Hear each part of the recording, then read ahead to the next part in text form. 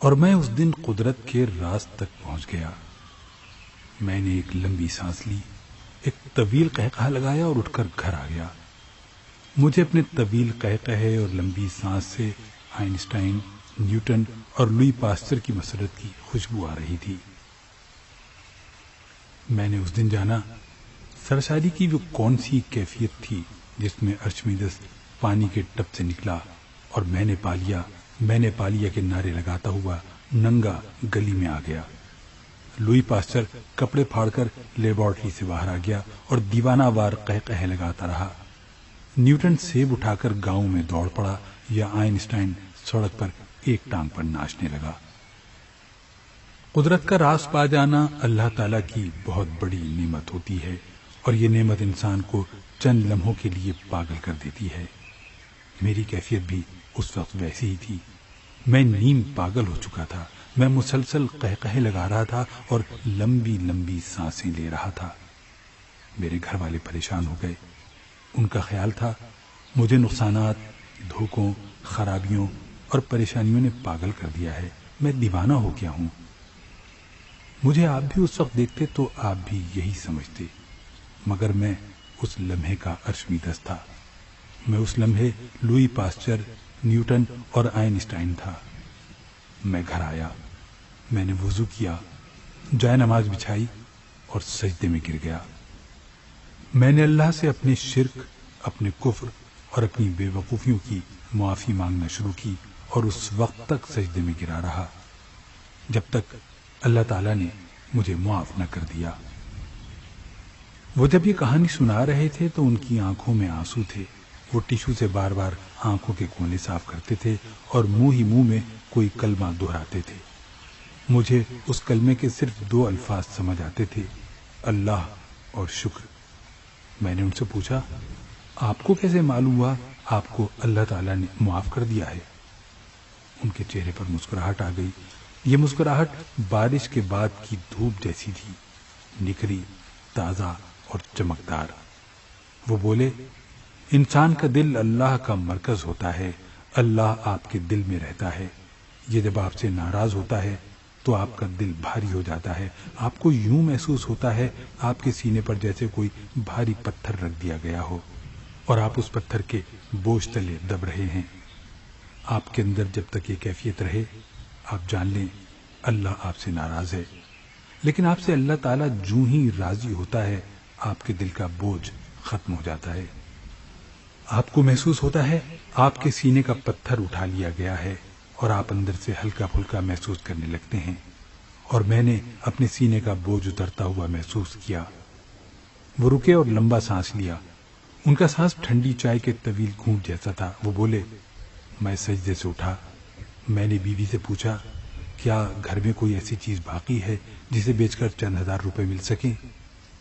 اس نے مجھے عجیب سی نظروں سے دیکھا۔ اس کی نگاہوں میں تعصب تھا۔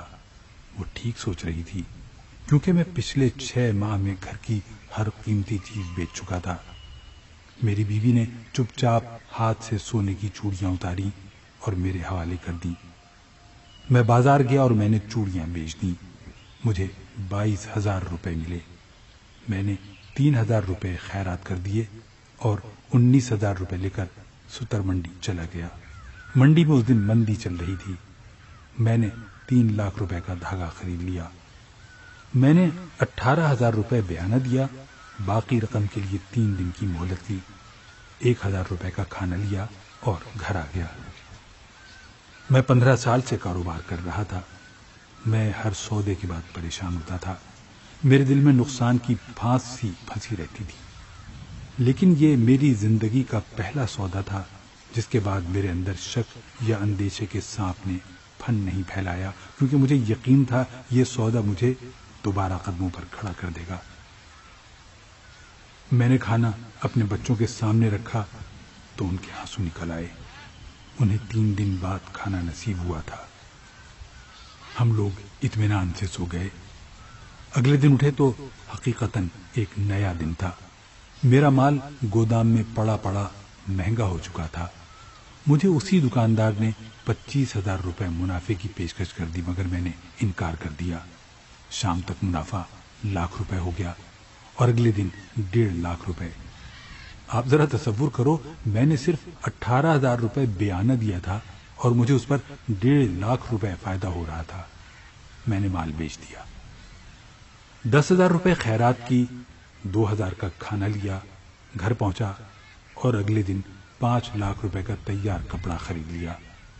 मैंने 1 लाख रुपए एडवांस दिए और बाकी अदायगी के लिए 3 दिन की मोहलत ले ली। तुम यकीन करोगे, मुझे उस सौदे में 2.5 लाख रुपए बच गए। मगर ये मुनाफा असल मुनाफा नहीं था।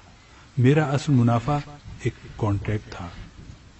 मुझसे अगले दिन जीन्स बनाने वाली एक फैक्ट्री ने सप्लाई के लिए कॉन्ट्रैक्ट कर लिया। उस कंपनी को अमेरिका से जीन्स बनाने का बहुत बड़ा ठेका मिला था। मुझे 6 माह तक उन्हें रोजाना कपड़ा सप्लाई करना था। वो मुझे एडवांस रकम देते थे और मैं उन्हें कपड़ा सप्लाई कर देता था। अल्लाह ताला ने करम किया और मैं 1 महीने में अपने कदमों पर खड़ा हो गया। मैंने कर्जे भी अदा करना शुरू कर दिए और मैंने बीवी की चूड़ियां भी वापस कर दी और मैं जिंदगी में पूरी तरह बहाल भी हो गया। और आज रुके, लंबा सांस लिया और बोले, और मैं आज फैसलाबाद का बड़ा सनतकार हूं। वो खामोश हो गए। हमारे दरमियान खामोशी के कई दौर चुपचाप गुजर गए। वो इस दौरान हाथ मलते रहे, आसमान की तरफ देखकर अल्लाह का शुक्र अदा करते रहे और अपनी गीली आंखें साफ करते रहे। वो एक दिलचस्प किरदार थे। वो जवानी में लक से ककपति हुए, महल से फुटपाथ पर आए और दफ्तर की हर चीज बिक गई और नौबत फाकों तक आ गई। मगर उन्होंने फिर 18,000 रुपए से दोबारा स्टार्ट लिया और वो मुल्क के बड़े कारोबारी बन गए। मैं उनसे वो फार्मूला मालूम करना चाहता था जिसने उन्हें 18,000 रुपए से 18 करोड़ और फिर 18 अरब तक पहुंचा दिया। और मुझे उन्होंने ये कहानी सुना दी। मैं वो राज जानना चाहता था, मगर उन पर रिक्कत तारी थी। वो आंखें साफ करते थे, हाथ मलते थे, लंबे लंबे सांस लेते थे। वो बड़ी देर तक इस कैफियत में रहे और फिर अचानक सर उठाकर बोले, मैं भी दरअसल अपने बुरे वक्त में वही गलती कर रहा था जो दुनिया के ज्यादातर लोग करते हैं। मैं अपने दोस्तों, अजीजों, रिश्तेदारों, जानने वालों और मुखय्यर हजरात के पास जाता था। मैं उनसे मदद मांगता था। मेरे कुछ दोस्तों ने मेरी मदद की भी, मगर बुरे वक्त में हर मदद बुराई साबित होती है। मेरा वो सरमाया भी डूब गया, यहां तक कि मेरे जानने वालों ने मुझसे मुंह मोड़ दिया। ये मुझे देखकर रास्ता बदल लेते थे या फिर मुझे पहचानने से इनकार कर देते थे। मैं उनके रवैये पर कुड़ता था, मगर मैं फिर एक दिन कुदरत के राज तक पहुंच गया। मैं अपना मसला समझ गया। मुझे महसूस हुआ ये मुसीबत अल्लाह की तरफ से भेजी गई है और मैं जब तक उसके हल के लिए लोगों के पास जाता हूं तो अल्लाह माइंड कर जाता है। वो कहता है, ये किस कदर बेवकूफ इंसान है। ये आज भी मेरे पास आने के बजाय, ये मुझसे मदद मांगने के बजाय लोगों के दरवाजों, लोगों की दहलीजों पर जा रहा है। चुनाचे अल्लाह ताला मेरी सख्ती में इजाफा कर देता है। मुझे मालूम हुआ मैं जब तक अल्लाह के सामने नहीं गिड़गिड़ाऊंगा, मैं जब तक उससे मदद नहीं मांगूंगा, मेरी सख्ती खत्म नहीं होगी। चुनाचे मैंने वुजू किया और अल्लाह के दर पर माथा टेक दिया और अल्लाह ताला ने मेरे सर से मुसीबतों की धूप हटा दी। उसने मेरे रास्ते खोल दिए। हाजी साहब ने लंबी आह भरी और बोले, आप मुसीबत में जब भी किसी इंसान की तरफ देखते हैं तो अल्लाह माइंड कर जाता है और आपकी मुसीबत में इजाफा हो जाता है। लिहाजा मेरी नसीहत पल्ले बांध दो। बुरे वक्त में कभी किसी इंसान के दरवाजे पर दस्तक न दो। सिर्फ और सिर्फ अल्लाह से रुजू करो, तुम्हारी मुसीबत खत्म हो जाएगी। ये कुदरत का बड़ा राज था और अल्लाह ताला ने मुझ पर करम किया और ये राज मुझ पर खोल दिया। वो चले गए, लेकिन जाते जाते मुझे भी आशमीदस बना गए।